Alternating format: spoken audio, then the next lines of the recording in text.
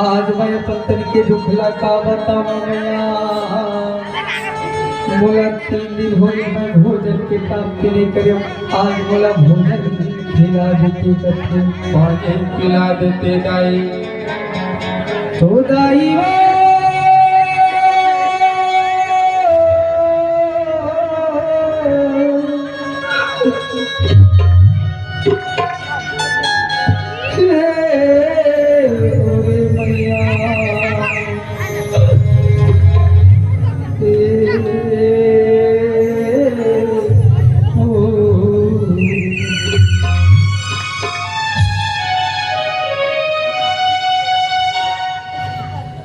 खोल के छाती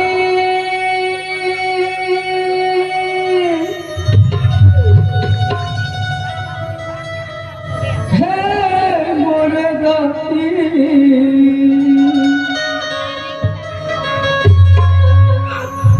गोरस पिया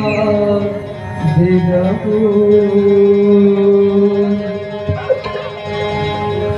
गोरस पिया दे